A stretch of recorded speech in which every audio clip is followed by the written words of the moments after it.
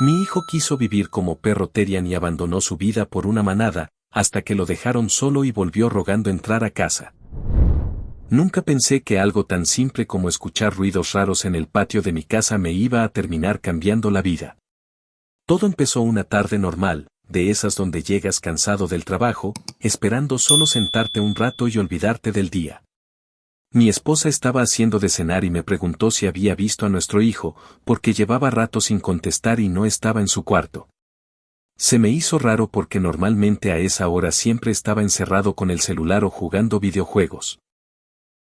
Salí al patio pensando que quizá estaba hablando con alguien o haciendo cualquier tontería de adolescente, pero en cuanto abrí la puerta trasera me quedé congelado. Ahí estaba mi hijo, agachado en 4 patas, caminando en círculos sobre el piso como si estuviera siguiendo algo. Al principio pensé que estaba bromeando o grabando algo para redes, pero lo extraño fue que estaba completamente concentrado, como si de verdad creyera en lo que estaba haciendo. Me acerqué sin hacer ruido porque honestamente no entendía qué estaba viendo. Y mientras más lo observaba, más raro se ponía todo. No estaba jugando. Estaba oliendo el suelo, rascando la tierra con las manos y haciendo sonidos bajos con la garganta, como gruñidos pequeños. En ese momento sentí una mezcla rara de vergüenza y preocupación, porque una cosa es que un adolescente haga cosas tontas y otra muy distinta es verlo actuar como si estuviera imitando un animal con total seriedad. Cuando notó mi presencia, levantó la cabeza de golpe y se quedó inmóvil. Yo le pregunté qué demonios estaba haciendo, esperando que se riera y me dijera que era una broma, pero en lugar de eso se levantó, se sacudió las manos y solo me dijo que estaba practicando. ¿Practicando qué?, le pregunté. Y lo que me respondió me dejó confundido, dijo que estaba conectando con su instinto. No entendí nada en ese momento. Pensé que era otra tontería de internet, como tantas modas raras que salen y desaparecen. Le pregunté de dónde había sacado eso y me dijo que había encontrado una comunidad donde la gente entendía lo que él sentía. Esa frase me hizo ruido desde el principio, porque mi hijo nunca había hablado así. Siempre fue reservado, sí, pero jamás de decir cosas tan extrañas. Quise seguir preguntando, pero se puso a la defensiva y se metió a la casa sin decirme más. Esa noche durante la cena casi no habló, y aunque mi esposa pensó que solo estaba de mal humor, yo no podía dejar de pensar en lo que vi. Porque no era la clase de juego que haces por aburrimiento. Había algo serio detrás de eso. Y en ese momento todavía no sabía que eso solo era el principio de algo mucho peor. Esa noche no pude sacarme la escena de la cabeza. Mientras cenábamos, lo observé como nunca antes. Mi hijo estaba ahí, sentado frente a nosotros, pero algo en él se sentía distinto.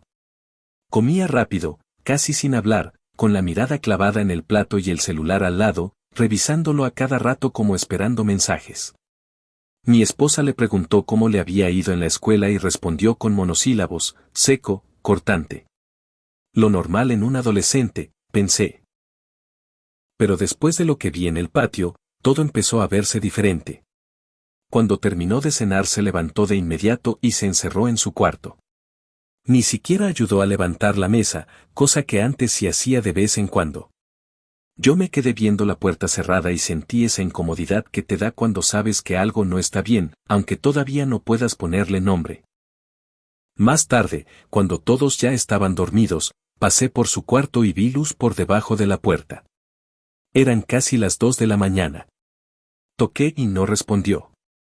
Abrí despacio y lo encontré pegado al celular viendo videos con audífonos. Apenas me vio, bloqueó la pantalla de golpe. Le pregunté por qué seguía despierto y me dijo que no tenía sueño. Algo en su reacción me hizo sospechar. No insistí en ese momento, pero al salir me quedé con esa sensación de que me estaba ocultando algo. Al día siguiente, cuando se fue a la escuela y dejó el cuarto desordenado, aproveché para echar un vistazo. No buscaba invadirlo, buscaba entender. Y fue ahí donde encontré algo que me dejó todavía más inquieto, dibujos de patas, collares, hocicos y figuras humanas mezcladas con animales. No eran garabatos. Eran detallados, repetitivos, casi obsesivos. Lo que terminó de encenderme las alarmas fue su historial en la computadora. Ahí vi por primera vez la palabra Terian. No sabía qué significaba, así que empecé a investigar. Videos de gente usando máscaras de perro, moviéndose en cuatro patas, ladrando, hablando de su verdadera naturaleza y de sentirse animales atrapados en cuerpos humanos. Al principio pensé que era simple contenido raro de Internet, pero mientras más veía, más entendía que eso era exactamente lo que había visto hacer a mi hijo en el patio. Y lo peor no era eso, lo peor era que llevaba semanas viendo ese contenido todos los días. Horas enteras. En ese momento me cayó el 20, no era algo improvisado. Mi hijo llevaba tiempo metiéndose en eso y nosotros ni cuenta nos habíamos dado. Ese mismo día lo esperé para hablar con él. No quería llegar gritando ni hacer un escándalo porque todavía estaba tratando de entender qué tan profundo estaba metido en eso. Cuando llegó de la escuela, lo vi entrar directo a su cuarto como siempre, sin saludar mucho. Lo llamé a la sala y le pregunté de frente qué era eso de Terian. Apenas escuchó la palabra, su cara cambió por completo. Se quedó tieso, como si lo hubiera descubierto en algo que llevaba tiempo escondiendo. Me preguntó cómo sabía eso y le dije la verdad, que había visto lo que hacía y que encontré lo que veía en Internet. En vez de explicarme, se molestó. Me dijo que no tenía derecho a revisar sus cosas y que yo no iba a entender. Esa frase me pegó, porque era la primera vez que me hablaba con ese tono. Intenté mantener la calma y le pregunté qué significaba todo eso para él. Pensé que me iba a decir que era un juego o una moda, algo pasajero. Pero no. Me dijo que desde hacía tiempo sentía cosas que no sabía explicar, que no se sentía como los demás y que en esa comunidad había encontrado personas que sí lo entendían. Cuando le pregunté qué era lo que entendían, me respondió algo que todavía recuerdo palabra por palabra. Que no todos nacemos siendo lo que creen que somos. En ese momento no supe qué contestar. No porque creyera lo que decía, sino porque entendí que para él eso ya no era entretenimiento. Lo estaba sintiendo de verdad. Esa noche discutimos fuerte. Yo le dije que estaba confundido, que Internet estaba lleno de cosas que podían meterte ideas en la cabeza y que tenía que bajarle a todo eso. Él me respondió que no estaba confundido, que por primera vez estaba entendiendo quién era. Mi esposa intentó calmar las cosas, diciendo que quizás solo era una etapa y que no convenía hacerlo más grande de lo que era. Pero yo ya había visto suficiente para saber que no era una simple etapa. Había algo más profundo pasando dentro de él. Y mientras lo veía irse a su cuarto dando un portazo, entendí que esto apenas estaba empezando. Porque lo que yo había descubierto en Internet era solo una parte. Lo que todavía no sabía era que afuera de esa pantalla ya había gente esperándolo. Después de aquella discusión pensé que quizás se le iba a pasar con unos días, como tantas cosas que a esa edad parecen importantes y luego se olvidan. Pero pasó exactamente lo contrario. Mi hijo empezó a meterse todavía más en eso. Ya no era solo verlo encerrado viendo videos o leyendo cosas raras, ahora lo notaba en su forma de moverse, de hablar y hasta de reaccionar. Antes, cuando lo llamábamos por su nombre, contestaba normal. Pero una tarde su mamá lo llamó para comer y él respondió desde su cuarto, no me digan así. Al principio pensamos que era enojo por la discusión anterior, pero cuando bajó nos dijo algo que me hizo sentir un hueco en el estómago. Quería que dejáramos de llamarlo por su nombre porque ya no sentía que ese nombre lo representara. Le pregunté qué tontería era esa y me dijo que dentro de la comunidad muchos usaban nombres distintos, nombres que representaban su naturaleza.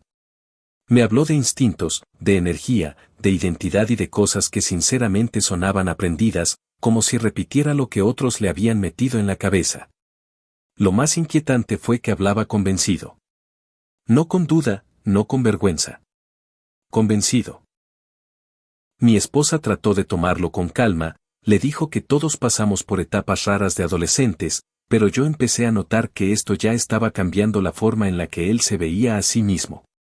Y cuando alguien empieza a rechazar hasta su propio nombre, sabes que la cosa va más lejos de lo normal. Los cambios siguieron. Dejó de convivir con nosotros casi por completo.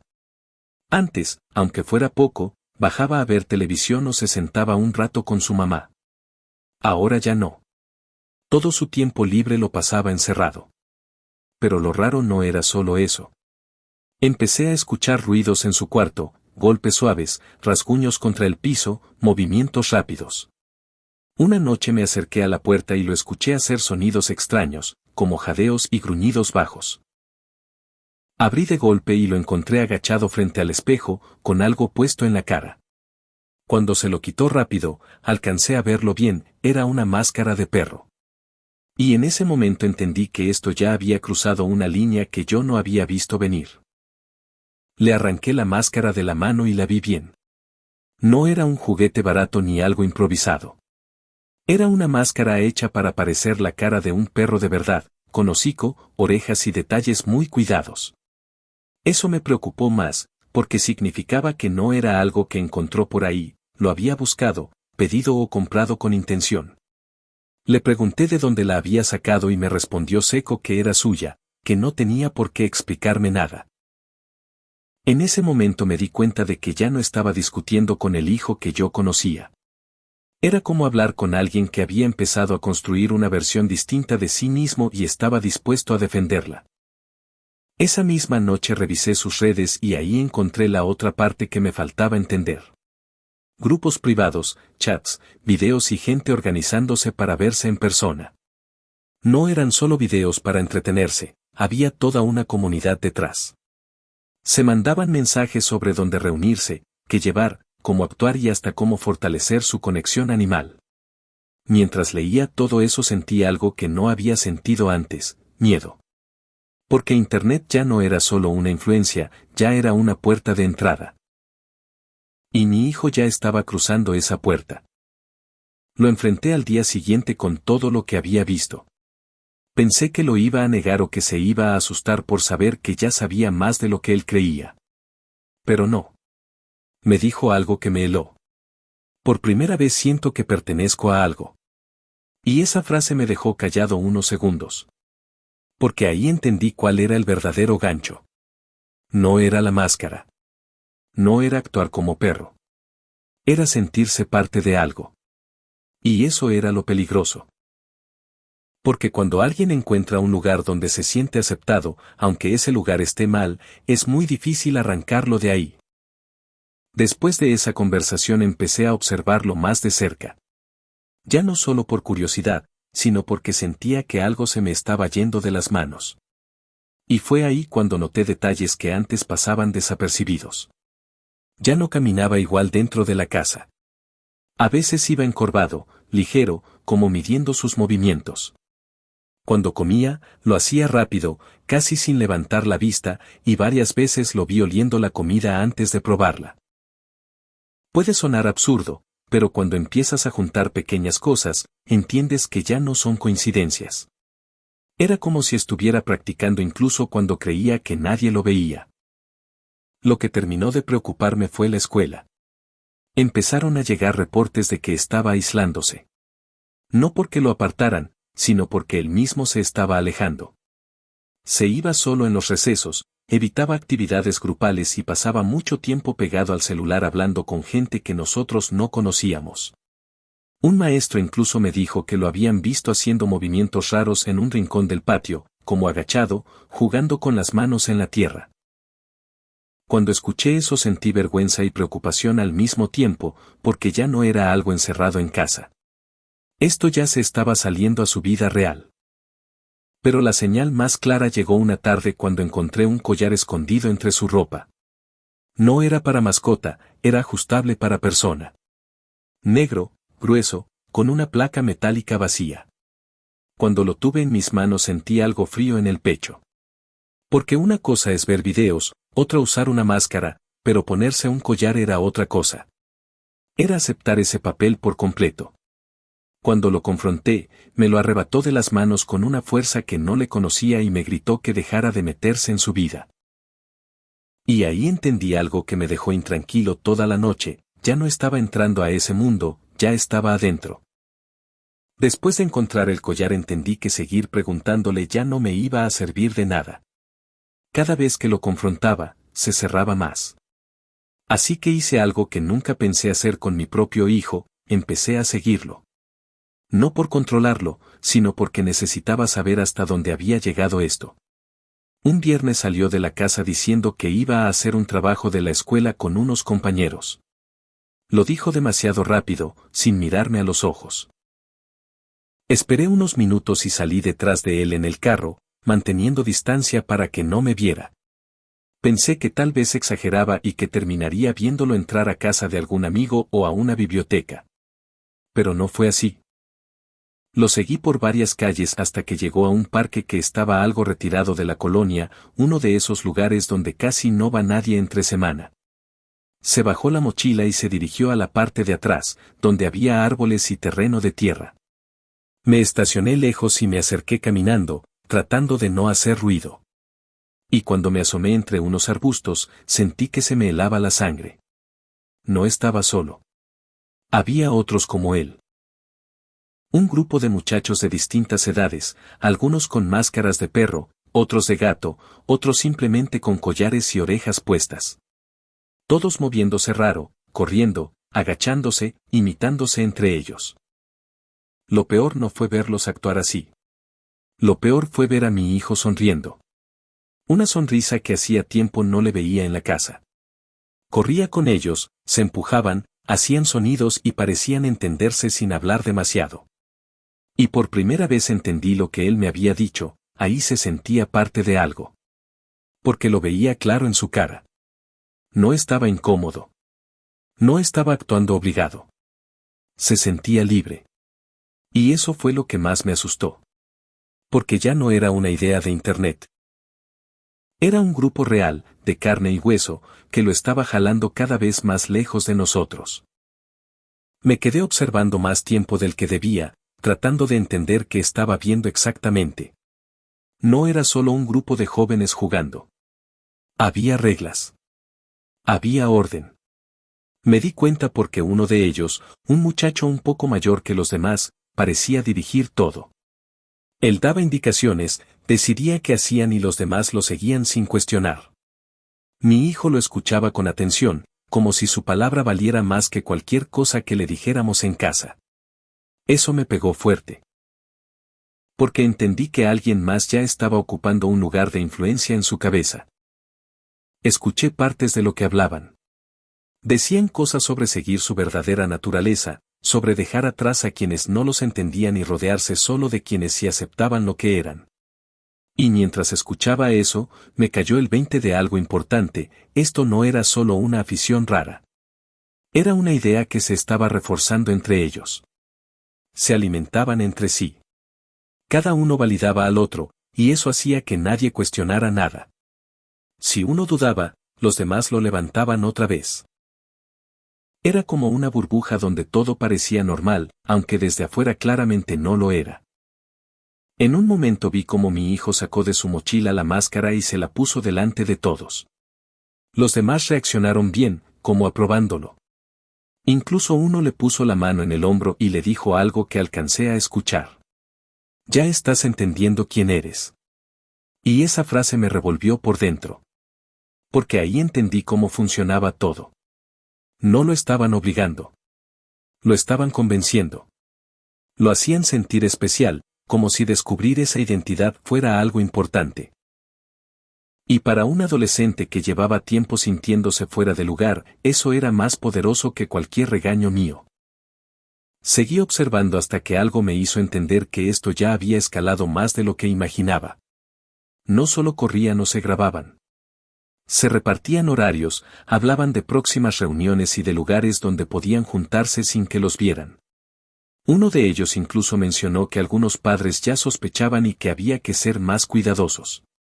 Eso me dejó claro que sabían perfectamente que lo que hacían lo mantenían escondido por algo. No era inocencia. Había conciencia de que afuera nadie lo iba a ver normal. Y aún así seguían empujándose entre ellos a meterse más. Lo que más me dolió fue escuchar a mi propio hijo hablar. Porque ya no hablaba como él. Hablaba igual que ellos. Repetía las mismas frases, las mismas ideas, como si llevara días o semanas escuchándolas hasta hacerlas suyas. Dijo que en su casa nadie lo entendía y que ahí por fin sentía paz. Escuchar eso me pegó como un golpe. Porque una cosa es sospechar que tu hijo se está alejando de ti, y otra muy distinta es escucharlo decir con sus propias palabras que ya no siente su casa como refugio. Ahí entendí que esto ya no se trataba de una moda. Era una separación emocional que se estaba haciendo más grande. Me fui de ese parque con el estómago hecho nudo. No quise confrontarlo ahí porque sabía que frente a ellos solo lo iba a empujar más hacia ese grupo. Necesitaba pensar bien qué hacer. Pero algo sí me quedó claro mientras manejaba de regreso, ya no estaba peleando contra una idea rara de Internet. Ahora estaba peleando contra una comunidad que lo hacía sentir aceptado, entendido y protegido. Y eso era mucho más difícil de romper. Esa noche tomé una decisión. La próxima vez que lo enfrentara, ya no iba a hacerlo con preguntas, iba a hacerlo con hechos. Esa noche casi no dormí. Me quedé pensando en todo lo que había visto en ese parque y en algo que me estaba costando aceptar. Mi hijo no estaba perdido por una moda, estaba siendo jalado por un grupo que le estaba dando exactamente lo que él sentía que le faltaba. Y competir contra eso no era fácil. Porque yo podía poner reglas, castigos o quitarle cosas, pero ellos le daban algo más fuerte, pertenencia. Aún así, había algo que tenía claro.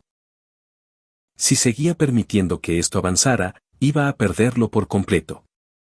Así que al día siguiente decidí actuar.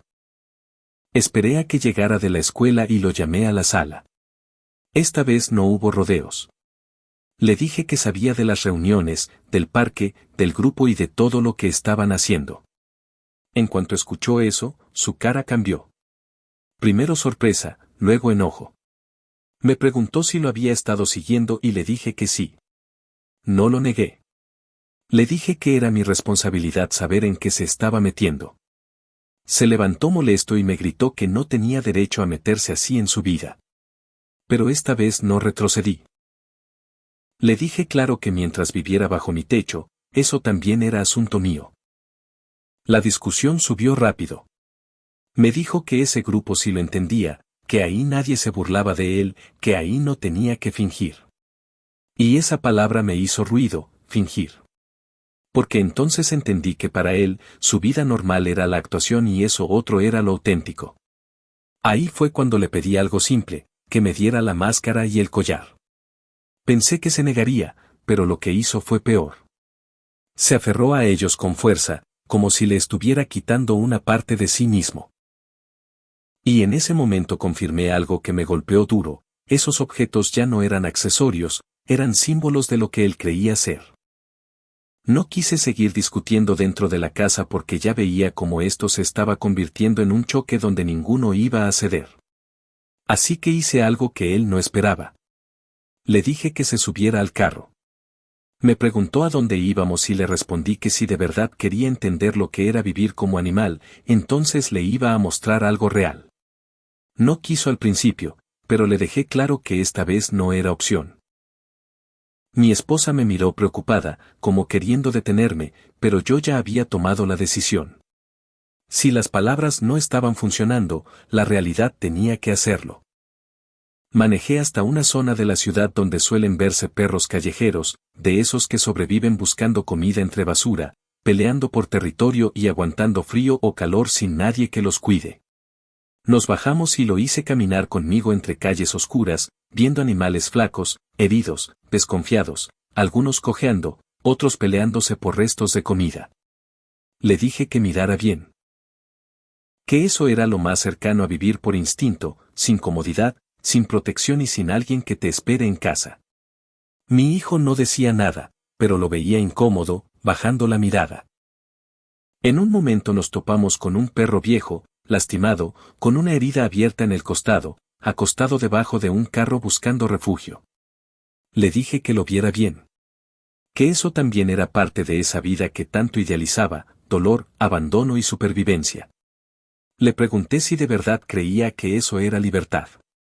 Mi hijo se quedó callado, mirando al animal, y por primera vez en semanas lo vi dudar. No discutió. No se defendió. Solo se quedó quieto.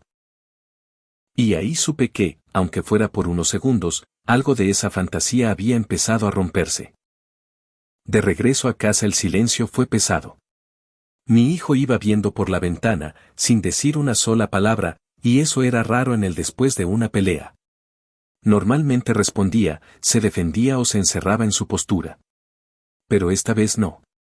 Cuando llegamos, le pedí la máscara otra vez. Se quedó quieto unos segundos, como peleando consigo mismo, y al final me la entregó. No porque estuviera convencido, eso lo entendí por su cara, sino porque algo de lo que vio afuera lo había movido. Después me dio el collar también. Lo sostuve en la mano y sentí que, al menos por primera vez, estaba recuperando algo de terreno. Esa noche pensé que quizá había logrado frenarlo a tiempo. Cenó con nosotros, habló un poco más de lo normal y hasta ayudó a levantar la mesa. Mi esposa me dijo en privado que tal vez ya había entendido y que no convenía seguir presionándolo. Yo quería creerlo, de verdad quería creerlo. Porque por primera vez en semanas parecía más presente, más conectado con la casa. Pero había algo en su mirada que todavía no me daba paz. Como si siguiera pensando en eso, como si una parte de él aún estuviera allá con ese grupo. Y mi intuición no falló. Esa misma madrugada me desperté por un ruido en el patio. Me asomé por la ventana y ahí lo vi otra vez. Sin máscara, sin collar, pero en cuatro patas, moviéndose igual que antes, como si nada de lo que había pasado unas horas antes hubiera cambiado algo. Ahí fue cuando entendí algo duro, quitarle los símbolos no había quitado la idea. La máscara nunca fue el problema. El problema ya estaba dentro de él. Y fue en ese momento cuando empecé a preguntarme algo que no me había querido plantear antes, ¿qué vacío tan grande traía mi hijo por dentro para querer dejar de ser él mismo? Verlo otra vez en cuatro patas esa madrugada me pegó distinto. Ya no fue coraje.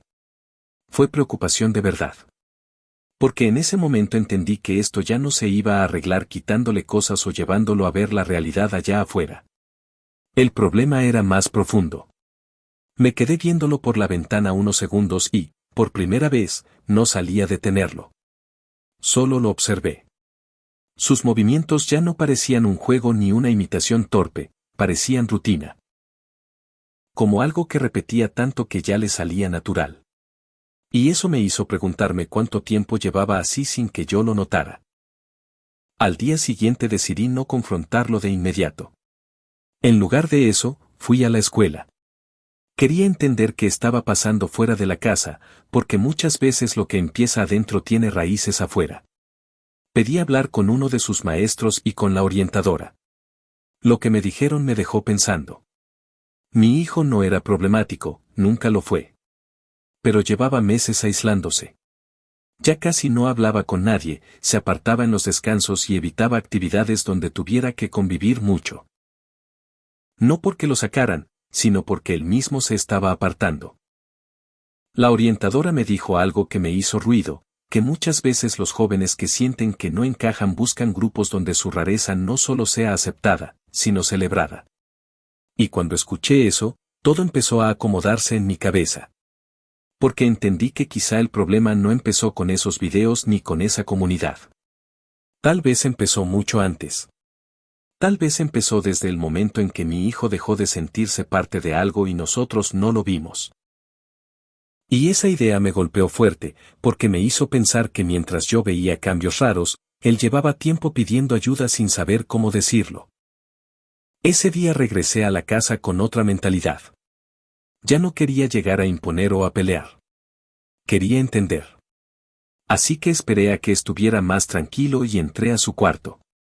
Esta vez no llevaba reclamos, solo preguntas. Me senté frente a él y le dije algo simple, que quería saber qué estaba sintiendo de verdad. Al principio pensó que era otra trampa para discutir y se puso a la defensiva. Pero cuando vio que no estaba gritándole ni exigiéndole nada, poco a poco bajó la guardia. Y por primera vez en semanas, me habló sin enojo. Me dijo que en la escuela llevaba tiempo sintiéndose invisible. Que veía como todos formaban grupos, hacían planes, se hablaban y se apoyaban, mientras él siempre quedaba fuera. No porque lo molestaran directamente, sino porque simplemente no encajaba. Me confesó que muchas veces prefería irse solo al recreo porque sentía que estorbar cuando intentaba acercarse era peor que estar solo. Escuchar eso me dolió más de lo que esperaba. Porque mientras yo pensaba que solo era un adolescente callado, él llevaba cargando ese peso en silencio. Luego me habló de cómo encontró esa comunidad.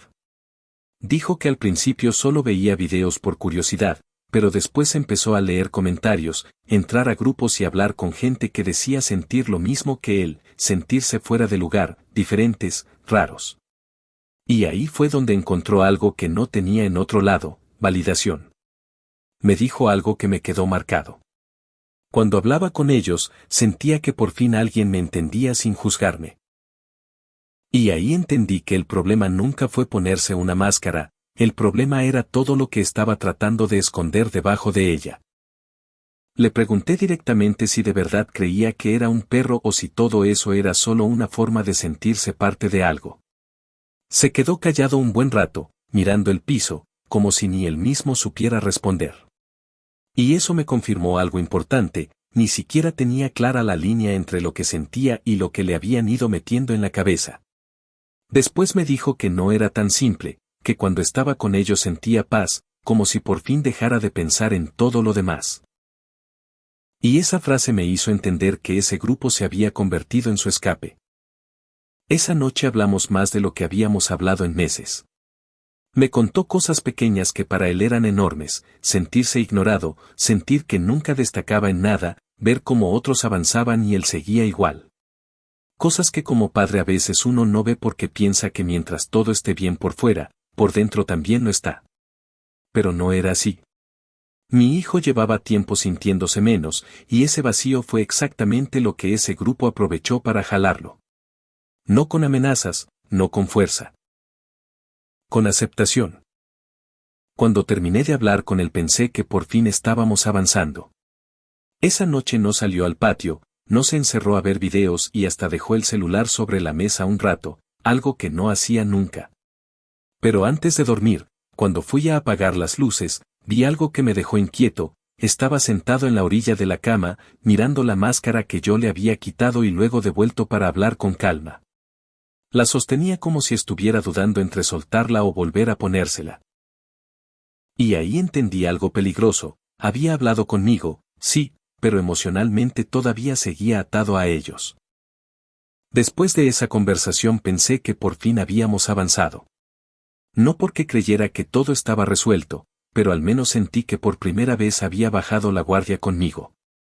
Los siguientes días estuvo más tranquilo. Volvió a sentarse con nosotros a comer, dejó de encerrarse tantas horas y hasta lo vi más presente, como si poco a poco estuviera regresando. Mi esposa me dijo que quizá por fin estaba entendiendo las cosas y, sinceramente, yo quería creerlo. Después de semanas de tensión, cualquier señal de calma se sentía como alivio. Pero había algo en mí que seguía desconfiando. Era como esa sensación que te dice que algo todavía no termina. La señal me llegó sola. Una tarde entré a su cuarto para dejarle unos papeles de la escuela y noté que su mochila estaba abierta. No pensaba revisar nada, pero algo llamó mi atención, una libreta con hojas dobladas y anotaciones raras. La abrí y encontré horarios, puntos de reunión y nombres que no conocía. Algunos estaban marcados con símbolos de patas y dibujos que ya había visto antes. Ahí entendí que no había cortado contacto con ellos. Solo había aprendido a esconderlo mejor. Sentí esa decepción pesada que te cae cuando crees que algo está mejorando y descubres que en realidad seguía avanzando por debajo. Esa noche no le dije nada. Quise confirmar antes de explotar. Así que al día siguiente lo observé con más atención. Noté cómo escondía el celular cuando entrábamos, cómo borraba conversaciones rápido y cómo revisaba la hora constantemente, como esperando algo. Ya conocía esos comportamientos, estaba planeando verse con ellos otra vez. Y fue ahí cuando tomé una decisión distinta. Esta vez no lo iba a detener antes. Esta vez iba a dejar que la realidad hiciera lo que mis palabras no habían logrado. Porque por más duro que sonara, empezaba a entender que a veces uno tiene que dejar que el golpe llegue para que la lección entre. 2 días después llegó el momento. Mi hijo salió diciendo que iba a hacer un trabajo de la escuela. Lo dijo con esa misma seguridad ensayada que ya le conocía. Solo lo miré y le dije que estaba bien. Se me quedó viendo raro, como sorprendido de que no le preguntara nada. Creo que esperaba otra pelea, otro castigo o que le prohibiera salir. Pero no hice nada. Solo lo dejé ir. Antes eso me habría hecho sentir que estaba cediendo, pero esta vez no era rendirme. Era dejar que enfrentara lo que tanto defendía. Lo que él no sabía era que días antes, después de sospechar que seguía viendo a ese grupo, le había puesto discretamente un pequeño localizador en la mochila. No para controlarlo por costumbre, sino porque ya entendía que esto podía salirse de las manos. Cuando salió, esperé unos minutos y me fui a mi cuarto con la computadora. Ahí abrí la aplicación y vi el punto moverse en tiempo real. Mi esposa estaba conmigo y tampoco decía nada. Los dos sabíamos que estábamos cruzando una línea incómoda, pero después de todo lo que había pasado, ya no podíamos darnos el lujo de mirar para otro lado. Lo vi llegar al mismo parque de antes. Ahí estaba otra vez con ellos. Corriendo, agachándose, haciendo sonidos y moviéndose como si nada hubiera cambiado. Verlo me dio una mezcla rara de coraje y tristeza, porque después de todo lo que habíamos hablado, después de abrirse conmigo, seguía volviendo ahí. Mi esposa se quedó helada viendo la pantalla. Y fue en ese momento cuando entendí algo que me dolió aceptar: hablar había ayudado, sí. Pero todavía no había soltado la dependencia emocional que tenía con ese grupo. Seguía creyendo que ahí estaba su lugar. Y esa noche la realidad se iba a encargar de demostrarle otra cosa. Pasó casi una hora y todo parecía igual. Corrían por el parque, se grababan, hacían sus dinámicas y hablaban entre ellos como si nada importara fuera de ese círculo. Pero después vi algo que me puso tenso: empezaron a moverse hacia una zona más apartada, un terreno baldío que conectaba con calles oscuras y lotes vacíos. Yo conocía esa parte de la colonia. Era peligrosa, llena de perros callejeros y basura.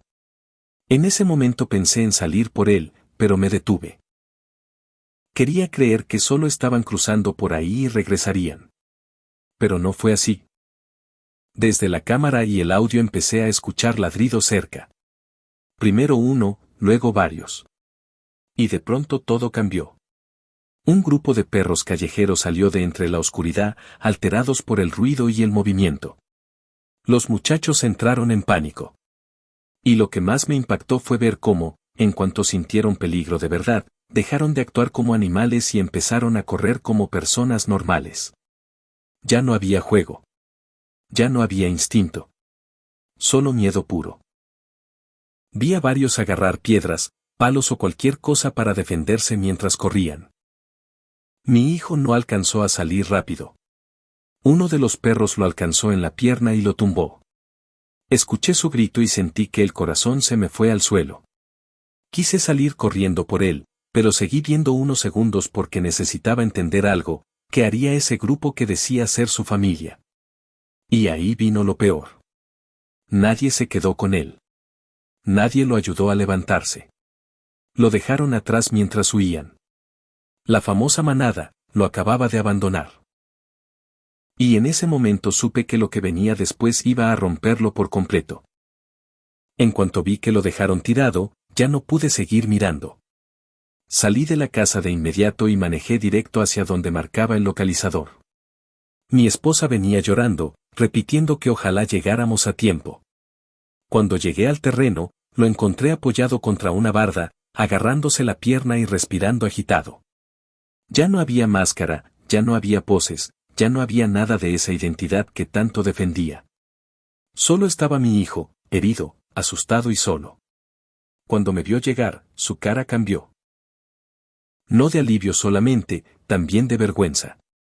Porque entendió que yo había visto todo. No le dije, te lo advertí. No era el momento. Lo levanté como pude y lo subí al carro. La mordida en la pierna estaba fea, sangrando y llena de tierra. Durante el camino al hospital iba callado, apretando los dientes del dolor y con la mirada perdida. Mi esposa le preguntó varias veces si estaba bien, pero él apenas respondía. Lo que más me impactó fue que no preguntó por su grupo, ni por sus amigos, ni por nadie. Creo que en ese momento ya había entendido que cuando el problema fue real, todos corrieron y lo dejaron. En el hospital lo atendieron rápido. Limpieza profunda, vacunas y revisión completa porque la mordida podía traer infección. Mientras esperábamos, me quedé sentado frente a él y por primera vez lo vi realmente vulnerable. Ya no estaba defendiendo ideas, ya no estaba justificando nada. Solo estaba procesando lo que acababa de pasar. Y yo también.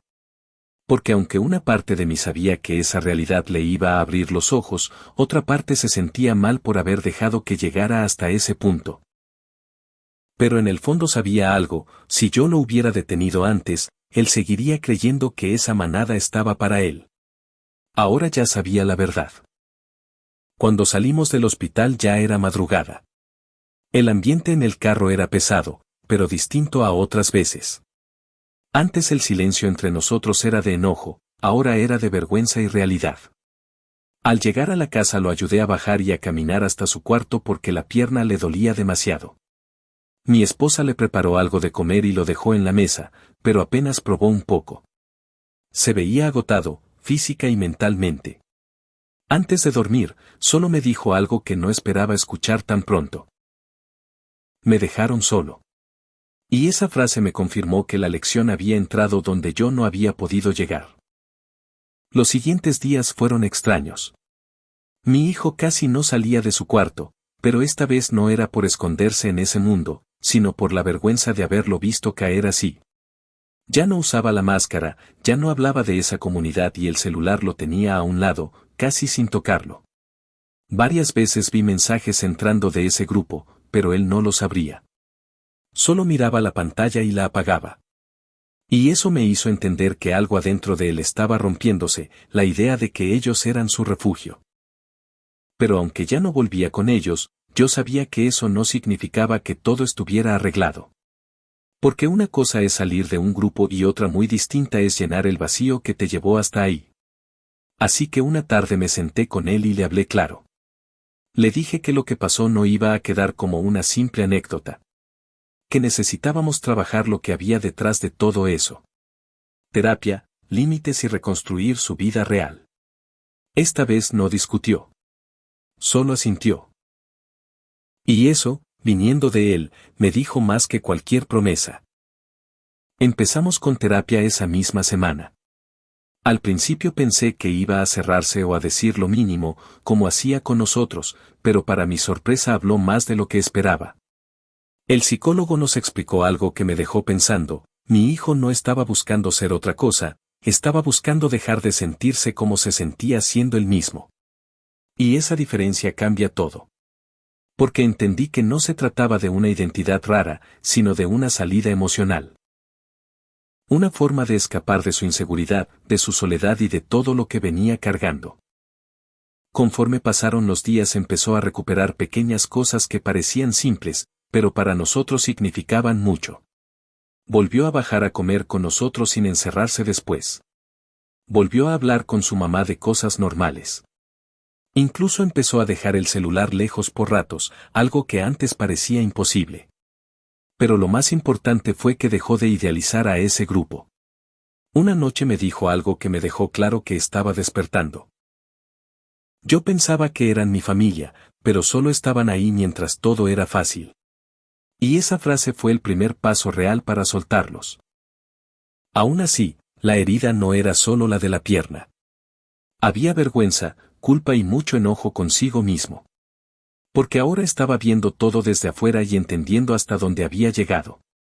Y justo cuando pensé que lo peor ya había pasado, una tarde me hizo una pregunta que me tomó por sorpresa. ¿Crees que todavía pueda arreglar todo lo que hice? Y en ese momento entendí que la caída ya había terminado, pero la reconstrucción apenas iba a empezar. Cuando me hizo esa pregunta entendí que por fin estaba viendo las cosas con claridad. Porque alguien que sigue atrapado en una idea no pregunta cómo reparar lo que hizo, lo defiende. Le dije que sí, que mientras uno siga vivo siempre hay forma de corregir el rumbo, pero que arreglar las cosas toma tiempo y hechos, no palabras. Él solo asintió. Y por primera vez en mucho tiempo lo vi aceptar algo sin pelear. Pero mientras él empezaba a reconstruirse, yo no podía dejar de pensar en algo más. Ese grupo seguía allá afuera. Porque si mi hijo había llegado tan lejos, seguramente no era el único. Y esa idea me empezó a pesar. Una tarde le pregunté directamente cuántos más estaban metidos en eso y me dijo varios nombres, algunos incluso menores que él. También me contó cómo funcionaban, se buscaban entre redes, se hablaban todos los días, se daban apoyo y poco a poco se empujaban a verse más seguido. Lo que más me inquietó fue entender que muchos entraban igual que él, solos, confundidos y buscando pertenecer. Le pregunté quién organizaba todo y me habló de un muchacho mayor, el mismo que yo había visto dirigiendo en el parque. Era quien armaba las reuniones, quien daba ideas y quien más insistía en alejarse de quienes no entendían. En otras palabras, el que más reforzaba esa separación de la familia. Y cuando escuché eso, entendí que dejarlo seguir sin hacer nada era permitir que otros cayeran igual. No porque fueran malos, sino porque estaban vulnerables. Así que tomé una decisión. Esto ya no se iba a quedar solo dentro de mi casa. Al día siguiente pedí una cita en la escuela. Fui con el director, la orientadora y uno de los maestros que ya me había hablado del aislamiento de mi hijo. No llegué a señalar ni a acusar a nadie de algo ilegal, porque sabía que eso solo iba a cerrar puertas. Fui a explicar lo que había pasado con mi hijo y cómo ese grupo estaba influyendo en varios alumnos. Les conté de las reuniones, de la dinámica que manejaban y de cómo muchos jóvenes vulnerables estaban entrando ahí buscando pertenencia. Mientras hablaba, podía ver en sus caras que empezaban a conectar cosas que antes habían pasado por alto. La orientadora tomó el asunto con seriedad y empezaron a revisar patrones de conducta entre varios alumnos. No tardaron en identificar a otros chicos que también se estaban aislando, faltando actividades y formando círculos cerrados entre ellos. Después comenzaron a citar a padres, uno por uno. Y ahí fue donde muchos se llevaron el mismo golpe que yo me había llevado semanas atrás, descubrir que sus hijos llevaban tiempo viviendo una vida paralela que ellos ni imaginaban. Algunos padres reaccionaron rápido. Buscaron ayuda profesional, pusieron límites y empezaron a involucrarse más. Otros al principio minimizaron todo, pensando que solo era una etapa rara. Pero cuando empezaron a escuchar historias parecidas, chats, reuniones y cambios de conducta, entendieron que no se trataba solo de jugar a algo. El problema era cómo ese grupo se estaba convirtiendo en la principal fuente de identidad para varios de ellos. Y cuando eso pasa, la familia empieza a perder terreno sin darse cuenta. Conforme más padres se enteraron, ese grupo empezó a fracturarse. Ya no podían reunirse con la misma facilidad porque varios tenían restricciones, vigilancia o simplemente ya no podían salir como antes. Algunos dejaron de contestar en los chats. Otros borraron cuentas o se alejaron por completo. Y como suele pasar en grupos así, cuando la presión real apareció, la supuesta unión empezó a romperse. Porque mantenerse juntos era fácil mientras todo parecía juego. Sostenerlo cuando había consecuencias era otra cosa. El muchacho que organizaba todo también empezó a perder fuerza. Varios padres ya sabían quién era y hablaron con su familia. Hasta donde supe, también lo llevaron a terapia porque al final él tampoco era un villano ni alguien malo, era otro joven arrastrando sus propios vacíos y proyectándolos en otros. Y eso me hizo entender algo incómodo, muchas veces quien lidera estos grupos no es el más fuerte, sino el más roto. Mi hijo vio todo eso desde afuera y creo que fue lo que terminó de abrirle los ojos. Porque empezó a entender que lo que él veía como una familia se deshizo en cuanto llegaron problemas reales. Ya no quedaba esa idea romántica de manada o lealtad. Solo personas intentando volver a su vida normal. Y cuando lo vi aceptar eso, supe que estaba soltando por fin ese mundo. Pero todavía nos faltaba lo más difícil, hablar de todo lo que había quedado roto entre él y yo. Cuando todo eso empezó a deshacerse, la casa por fin se sintió tranquila otra vez. Ya no había salidas escondidas, ni chats raros a medianoche, ni máscaras guardadas debajo de la cama. Mi hijo seguía con terapia y poco a poco volvía a verse más presente. Pero aunque por fuera las cosas estaban mejorando, entre nosotros todavía había algo pendiente. Habíamos sobrevivido al problema, sí, pero nunca habíamos hablado de verdad del daño que dejó. Y yo sabía que si dejábamos eso enterrado, tarde o temprano iba a salir de otra forma. Una noche lo encontré en la cocina, solo, tomando agua. Era tarde y la casa estaba en silencio. Me senté frente a él y por unos segundos ninguno dijo nada. No había gritos, no había tensión, solo ese silencio incómodo que queda cuando dos personas saben que tienen algo pendiente. Entonces le hice una pregunta que llevaba tiempo guardándome. ¿En qué momento dejaste de sentir que esta casa era tu lugar seguro? Y en cuanto la escuchó, bajó la mirada. Supe de inmediato que esa pregunta había tocado algo profundo. Me dijo que no había sido de golpe. Que había empezado poco a poco. Primero sintiéndose solo en la escuela, luego sintiendo que no encajaba con nadie y después pensando que tampoco en casa podían entender lo que le pasaba. Me explicó que no era que nosotros lo tratáramos mal, sino que él sentía que cargaba cosas que no sabía decir y que mientras más las guardaba, más lejos se sentía de todos. Escuchar eso me pegó fuerte. Porque entendí que muchas veces la distancia no empieza con peleas. Empieza con silencios que nadie nota. Después de decir eso se quedó callado un rato, como acomodando las ideas. Yo no lo interrumpí. Quería escuchar todo, aunque doliera. Entonces me dijo algo que me pegó directo. Yo sentía que aquí tenía que estar bien todo el tiempo, y como no lo estaba, mejor me guardaba todo. Esa frase me hizo pensar en cuántas veces lo vi callado y asumí que solo era parte de su edad. Nunca imaginé que ese silencio era peso acumulado. Y ahí entendí que muchas veces uno como padre confunde tranquilidad con estabilidad, cuando no siempre es lo mismo. Le pedí que me hablara claro, sin miedo. Y me confesó que cuando encontró a ese grupo sintió algo que llevaba tiempo buscando, aceptación inmediata. Nadie le preguntaba por qué era raro, por qué actuaba diferente o por qué pensaba distinto. Simplemente lo aceptaban. Y aunque hoy veía lo tóxico que era todo eso, en ese momento para él fue suficiente para sentirse parte de algo. Me dijo que por eso defendía tanto esa comunidad, porque sentía que si la perdía, volvía a quedarse solo. Entonces le dije algo que también llevaba tiempo cargando, que yo me había equivocado en algo importante. Que mientras estaba enfocado en corregir lo que hacía, no había entendido a tiempo lo que estaba sintiendo. No me arrepiento de haber puesto límites, porque eran necesarios, pero sí de no haber visto antes el vacío que lo estaba empujando. Y decir eso en voz alta me costó. Porque aceptar que fallaste como padre, aunque sea en una parte, pesa más de lo que muchos creen.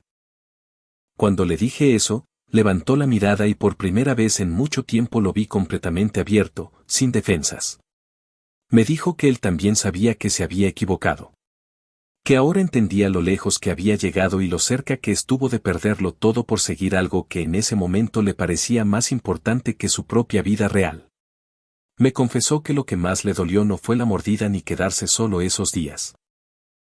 Fue darse cuenta de que estuvo dispuesto a alejarse de nosotros por gente que ni siquiera se quedó cuando las cosas se pusieron mal. Después me dijo algo que me rompió por dentro, que la primera noche que estuvo solo y herido, quiso regresar a casa desde el principio, pero el orgullo no lo dejó. Que sentía vergüenza de aceptar que yo tenía razón. Y que cuando finalmente volvió y encontró la puerta cerrada, entendió por primera vez el peso real de todo lo que había hecho. No porque yo quisiera hacerlo sufrir, sino porque por fin se vio desde afuera. Se vio roto, perdido y lejos de quien realmente era. Esa noche hablamos por horas. De la escuela, de sus inseguridades, de sus miedos y de todo lo que había cargado en silencio. Y antes de irse a dormir, me dijo algo que hasta hoy sigo recordando.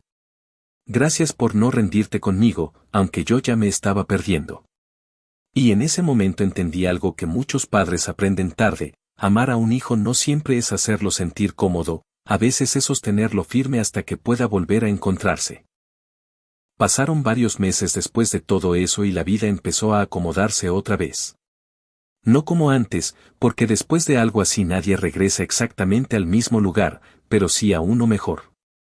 Mi hijo siguió en terapia, siguió trabajando en él y poco a poco empezó a recuperar cosas simples que antes había perdido, dormir tranquilo, hablar sin esconderse y volver a reírse de verdad. Cosas que parecen pequeñas, pero que cuando desaparecen te das cuenta de lo importantes que son. Verlo así me hizo entender que sanar no es regresar a quien eras, sino aprender a reconstruirte. Volvió a la escuela y esta vez fue distinto. Ya no estaba obsesionado con encajar a cualquier costo. Ya no buscaba desesperadamente aprobación de quien fuera. Poco a poco empezó a acercarse a compañeros de manera normal, sin máscaras, sin personajes y sin esa necesidad de inventarse otra identidad para sentirse aceptado. No fue rápido, ni fácil, pero fue real. Y eso era lo importante. Porque por primera vez estaba construyendo relaciones desde quien realmente era. La herida de la pierna sanó con el tiempo, pero la cicatriz quedó. Y curiosamente eso terminó ayudándolo. Porque cada vez que la veía, recordaba exactamente dónde terminó todo ese camino. Varias veces lo vi tocar esa cicatriz y quedarse pensando, en silencio. Como recordando lo fácil que fue dejarse arrastrar y lo difícil que fue volver. Y entendí que a veces las marcas que quedan no son castigos, son recordatorios de hasta dónde llegaste y de por qué no quieres volver ahí. Con el tiempo, esa máscara de perro que antes parecía tan importante terminó guardada en una caja dentro de su closet. Nunca le pedí que la tirara. Quise que esa decisión fuera suya. Un día, mientras acomodábamos su cuarto, la saqué sin querer y le pregunté si todavía quería conservarla. Pensé que me diría que no, que la tiráramos de una vez. Pero me respondió algo que no esperaba, que quería guardarla, no porque la extrañara, sino para recordar quién creyó ser cuando estaba perdido. Y esa respuesta me hizo ver cuánto había cambiado. También empezó a hablar más con nosotros. Ya no se encerraba todo el día ni evitaba conversaciones incómodas. Si algo le molestaba, lo decía. Si algo le dolía, lo hablaba. Y aunque eso parece algo básico, en nuestra casa fue un cambio enorme. Porque entendimos que muchos problemas crecen en silencio hasta que se convierten en algo mucho más grande. Ahora había espacio para hablar antes de llegar a ese punto. Y eso cambió la dinámica de toda la familia. Sobre ese grupo, con el tiempo se fue apagando por completo. Algunos siguieron su vida como si nada, otros desaparecieron de redes y otros buscaron ayuda. Mi hijo ya no hablaba con ninguno. Y cuando una vez le pregunté si extrañaba algo de esa etapa, me respondió que no extrañaba a las personas, extrañaba la sensación de pertenecer. Y eso me hizo entender algo importante, el problema nunca fueron ellos, sino el vacío que ellos llenaban. Porque cuando ese vacío empezó a sanar, ya no necesitó volver ahí. Con el paso de los meses, mi hijo empezó a verse más fuerte. No físicamente, sino por dentro. Más seguro, más consciente y más presente. Ya no necesitaba inventarse una identidad para sentirse alguien. Empezó a entender que uno no encuentra su lugar huyendo de sí mismo, sino enfrentando lo que lleva dentro. Y aunque todavía tenía días difíciles, ahora sabía algo que antes no, pedir ayuda no lo hacía débil, lo hacía responsable de sí mismo. Yo también cambié. Porque todo esto me obligó a ver cosas que antes ignoraba. Entendí que muchas veces como padre uno cree que mientras haya comida, escuela y techo, todo está bien. Pero no siempre es así. Hay batallas que pasan en silencio y uno ni las nota hasta que explotan. Aprendí a escuchar más, a observar más y a preguntar aunque parezca que todo está tranquilo. Porque a veces la diferencia entre perder a un hijo emocionalmente o recuperarlo, está en darte cuenta a tiempo. Si algo me dejó todo esto, es que el verdadero peligro nunca fue una máscara, ni actuar como perro, ni seguir una moda rara de internet. El verdadero peligro fue el vacío que llevó a mi hijo a querer dejar de ser el mismo para sentirse aceptado. Y eso fue lo que casi lo rompe todo. Hoy, cuando lo veo sentado en la mesa, riéndose como antes, entiendo algo que no voy a olvidar nunca, por muy lejos que alguien se pierda, mientras quiera volver y haya alguien esperándolo. Todavía hay camino de regreso.